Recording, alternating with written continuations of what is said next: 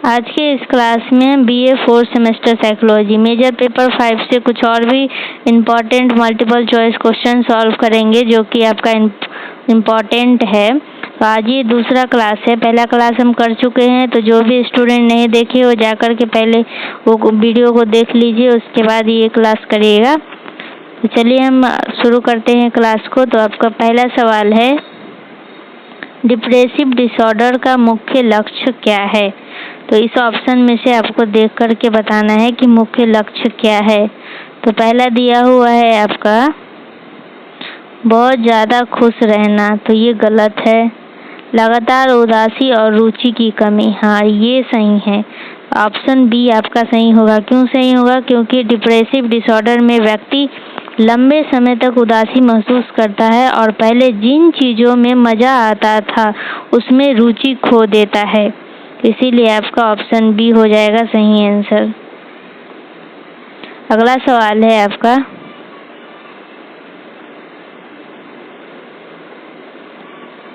तो दूसरा सवाल है, डिप्रेसिव डिसऑर्डर का कारण कौन सा हो सकता है? इसमें से बताइए आपके कारण कौन सा हो सकता है। इसका सही आंसर हो जाएगा ऑप्शन डी, ए और सी दोनों। ए में क्या दिया हुआ है? सेरोटोनिन और डोपामाइन का असंतुलन, और दूसरा है जेनेटिक और एनवायरमेंटल फैक्टर। ये चारों कारण हम पढ़ चुके हैं क्लास में भी, तो ये दोनों हो जाएगा आपका सही आंसर। डिप्रेसिव बायोलॉजिकल कारण है सेरोटोनिन इम्बैलेंस, और जेनेटिक्स और एनवायरमेंटल कारण से हो सकता है। डिप्रेसिव डिसऑर्डर आपको इन दोनों कारण से हो सकता है। अगला सवाल है आपका, डिप्रेसिव डिसऑर्डर में कौन सा ट्रीटमेंट सबसे ज़्यादा इस्तेमाल किया जाता है? तो क्लास में हम 3 से 4 ट्रीटमेंट के बारे में पढ़ चुके हैं, तो जिनको भी याद है वो कमेंट में इसका आंसर ज़रूर बताइएगा। आपका पहला ऑप्शन दिया हुआ है केमोथेरेपी, गलत है ये। दूसरा दिया हुआ है कॉग्निटिव बिहेवियर थेरेपी और एंटी डिप्रेसेंट दवाई, तो ये सही है। और तीसरा दिया हुआ सर्जरी, ये भी गलत है। एंटीबायोटिक, ये भी गलत है। ऑप्शन बी हो जाएगा आपका सही आंसर। डिप्रेशन का इलाज CBT और दवाइयाँ जैसे कि एंटी डिप्रेसेंट से किया जाता है। अगला सवाल है आपका, डिप्रेसिव डिसऑर्डर में आमतौर पर नींद कैसी होती है? डिप्रेसिव डिसऑर्डर में आमतौर पर नींद कैसी होती है?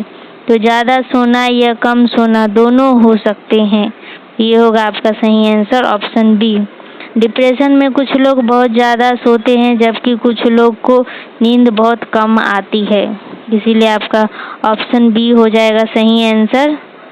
स्क्रीनशॉट भी लेते चलिएगा। तो अगला सवाल आप सबके सामने है, निम्न में से कौन सा डिप्रेशन का लक्षण नहीं है? इसमें से आपको बताना है कि कौन सा डिप्रेशन का लक्षण नहीं है। ऊर्जा की कमी और थकान, गलत है ये। रुचि की कमी, ये भी गलत है। लगातार खुश रहना, ये सही है।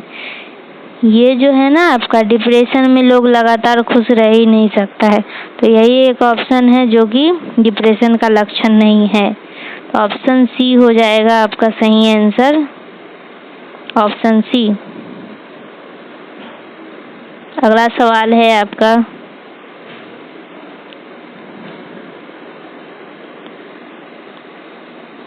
डिप्रेसिव डिसऑर्डर की शुरुआत अक्सर किस उम्र में होती है? तो आप क्लास में भी पढ़ चुके थे, अक्सर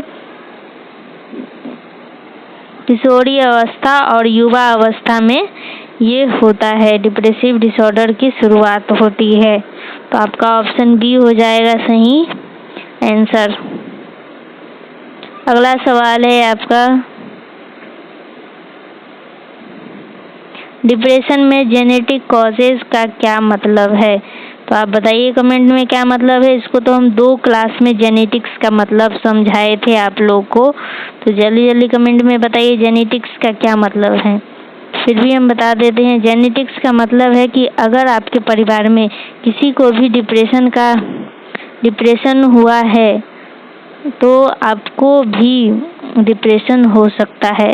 ज़्यादा संभावना रहता है कि परिवार में अगर किसी को भी डिप्रेशन हुआ है तो आपको भी हो सकता है। तो इसका यही मतलब है कि अगर परिवार में किसी को डिप्रेशन है तो आगे की पीढ़ी में संभावना बढ़ सकती है। तो ये है आपका सही आंसर। अगला सवाल है आपका, डिप्रेशन वाले व्यक्ति की सोच पर क्या असर पड़ता है? डिप्रेशन वाले व्यक्ति की सोच पर क्या असर पड़ता है? इसका सही आंसर हो जाएगा आपका ऑप्शन बी, निगेटिव सोच और होपलेसनेस बढ़ जाती है। अगर वो डिप्रेशन में है तो उनमें निगेटिव सोच आने लगती है और होपलेसनेस मतलब निराशा बढ़ जाती है।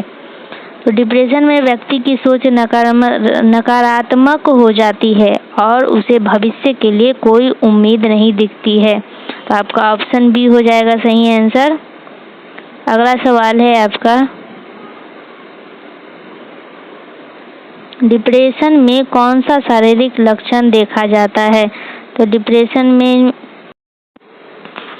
तो पहला ऑप्शन दिया गया है भूख में बदलाव, ऊर्जा की कमी, थकान महसूस होना। ये सब होता है डिप्रेशन में, ये सब आपके शारीरिक लक्षण में देखे जाते हैं। आपका ऑप्शन डी हो जाएगा सही आंसर होगा। अगला सवाल है आपको याद रखना है, स्क्रीनशॉट भी लेते चलना है। तो अगला सवाल है आपका, एंटी डिप्रेसेंट दवाएं किस न्यूरोट्रांसमीटर पर असर डालती है? एंटी डिप्रेसेंट दवाएं किस न्यूरोट्रांसमीटर पर असर डालती है? तो आपका सही आंसर होगा ऑप्शन ए, सेरोटोनिन और नोरिपाइनफ्राइन।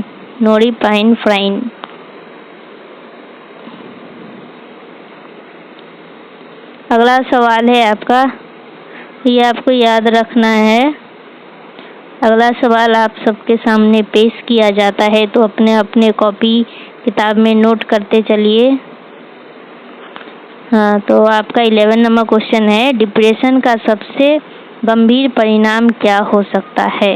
तो आप बताइए कि क्या हो सकता है इसका परिणाम। इसका सही आंसर हो जाएगा ऑप्शन बी, आत्महत्या के विचार और प्रयास। अगर इंसान डिप्रेशन में है तो वो आत्महत्या भी कर सकता है और वो आत्महत्या करने का प्रयास भी कर सकता है, उसको ख्याल भी आ सकता है आत्महत्या का। आपका ऑप्शन बी सही आंसर था। अब चलिए अगले सवाल की तरफ बढ़ते हैं। तो 12 नंबर क्वेश्चन है आपका, डिप्रेशन वाले रोगियों के लिए कौन सा थेरेपी बहुत इफेक्टिव है? तो सबसे ज़्यादा इफेक्टिव होता है आपका सभी, ऑप्शन डी, ECT। ये भी थेरेपी अपनाया जाता है, म्यूजिक थेरेपी और योगा थेरेपी। ये तीनों थेरेपी सबसे ज़्यादा इफेक्टिव है। हल्के मामलों में CBT के द्वारा भी इलाज किया जाता है और काउंसलिंग या फिर म्यूजिक मददगार है, और गंभीर मामलों में ECT भी उपयोगी है। गंभीर मामले में इसका इस्तेमाल किया जाता है अगर इंसान अगर वो कम ही डिप्रेशन में गया है तो म्यूजिक या थेरेपी के द्वारा उसे ठीक किया जाता है, या फिर CBT के द्वारा। अगर ज़्यादा गंभीर है तो वो ECT के द्वारा होता है। तो आपका इसका सही आंसर हो जाएगा ऑप्शन डी। अगला सवाल है आपका,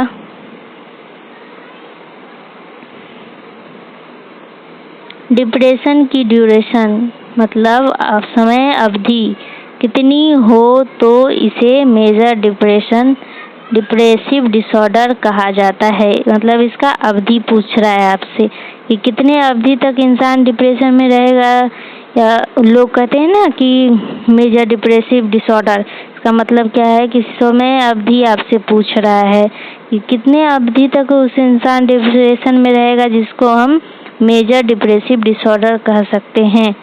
तो इसका सही आंसर होगा ऑप्शन बी, 2 हफ्ते या उससे भी ज़्यादा। अगर इंसान डिप्रेशन में है तो इसका मतलब है कि वो मेजर डिप्रेसिव डिसऑर्डर में है, मतलब वो बहुत ज़्यादा ही डिप्रेशन में है। अगर उदासी और लक्षण लगातार 2 हफ्ते या उससे ज़्यादा रहे तो इसे मेजर डिप्रेसिव डिसऑर्डर कहा जाता है। तो आपका सही आंसर हो जाएगा ऑप्शन बी। अगला सवाल है, डिप्रेशन के साइकोसोशल कारणों में क्या शामिल है? तो साइकोसोशल कारणों में बचपन में ट्रॉमा, नौकरी या पढ़ाई का स्ट्रेस, रिश्तों की समस्या, ये सभी शामिल है। तो आपका सही आंसर हो जाएगा ऑप्शन डी। अगला सवाल है आपका क्वेश्चन नंबर 50। डिप्रेशन में कौन सा प्रकार महिलाओं में ज़्यादा पाया जाता है? इसका सही आंसर क्या हो जाएगा? ऑप्शन ए हो जाएगा आपका सही आंसर। पोस्टपार्टम डिप्रेशन, ये महिलाओं में ज़्यादा पाया जाता है। डिलीवरी के बाद कई महिलाओं में पोस्टपार्टम डिप्रेशन देखा जाता है। तो आपका सही आंसर हो जाएगा ऑप्शन ए। चलिए अब हम अगले क्वेश्चन की तरफ बढ़ते हैं। आपका अगला सवाल है, डिप्रेशन के सीजनल अफेक्टिव डिसऑर्डर SAD इसका शॉर्ट फॉर्म है में सिम्टम कब ज़्यादा दिखाई देते हैं? तो आपका सही आंसर हो जाएगा ऑप्शन बी, सर्दियों में। सर्दियों में SAD इसका सिम्टम ज़्यादा देखा जाता है। तो सही आंसर होगा ऑप्शन बी। चलिए अब हम अगला सवाल देखते हैं। Question number 17। क्वेश्चन नंबर 70 क्या पूछा है आपसे कि डिप्रेशन का सबसे कॉमन साइकोलॉजिकल सिम्टम कौन सा है? तो साइकोलॉजिकल सिम्टम मतलब डिप्रेशन में व्यक्ति को हमेशा गिल्ट, मैं बेकार हूँ, मैंने सब खराब किया, ये सब महसूस होता है। साइकोलॉजिकल सिम्टम यही है। तो आपका सही आंसर हो जाएगा ऑप्शन सी, आत्मग्लान मतलब गिल्ट फील होना। ये हो जाएगा आपका ऑप्शन सी हो जाएगा सही आंसर। अगला सवाल है आपका, डिप्रेशन में एनहीडोनिया का क्या मतलब है? डिप्रेशन में एनहीडोनिया का क्या मतलब है? ये हम क्लास में नहीं पढ़े थे, ये एक नया सवाल है आप सबके लिए, तो इसे आप कुछ सीख भी जाइएगा। एनहीडोनिया डिप्रेशन का मुख्य सिम्टम है। तो इसका सही आंसर हो जाएगा आपका ऑप्शन सी, जिन चीज़ों में पहले खुशी मिलती थी उनमें रुचि खो देना, इसी को यही मतलब होता है एनहीडोनिया का। ऑप्शन सी हो जाएगा आपका सही आंसर। अब हम अगले सवाल की तरफ बढ़ते हैं।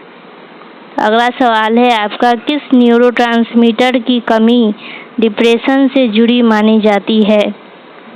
इसका आंसर बताइए क्या होगा? इसका सही आंसर हो जाएगा ऑप्शन बी, सेरोटोनिन। अगला सवाल है आपका, तो सवाल है आपका, डिप्रेशन में इलेक्ट्रोकन्वल्सिव थेरेपी ECT कब दी जाती है? डिप्रेशन में ECT कब दी जाती है? तो इसका सही आंसर हो जाएगा आपका ऑप्शन सी, बहुत गंभीर डिप्रेशन और सुसाइड रिस्क वाले मरीज को ECT दी जाती है। ECT थेरेपी दी जाती है जब गंभीर मामला रहता है तभी जाकर के दिया जाता है। अगर मामला ज़्यादा गंभीर नहीं है तो CBT के द्वारा ही ट्रीटमेंट किया जाता है। तो सही आंसर आपका इसका ऑप्शन सी हो जाएगा। अगला सवाल है आपका, डिप्रेशन का कौन सा लक्षण कॉग्निटिव सिम्टम कहलाता है? इसका सही आंसर हो जाएगा ऑप्शन बी, नकारात्मक सोच और कंसंट्रेशन की कमी। ये आपका कॉग्निटिव सिम्टम कहलाता है। अगला सवाल है आपका, डिप्रेशन और सैडनेस में क्या अंतर है? तो आपका सही आंसर होगा ऑप्शन ए, सैडनेस थोड़े समय की होती है और डिप्रेशन लंबे समय तक रहता है। ये हो जाएगा आपका सही आंसर ऑप्शन ए। तो बस आज के इस क्लास में बस इतना ही।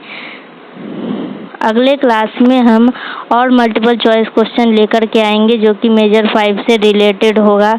वीडियो अच्छा लगा हो तो लाइक, शेयर एंड सब्सक्राइब करें और अपने दोस्तों को भी शेयर करें। कमेंट में कमेंट करें कि आपको और कौन कौन से टॉपिक पे क्वेश्चन चाहिए। तो आज के क्लास में बस इतना ही। धन्यवाद।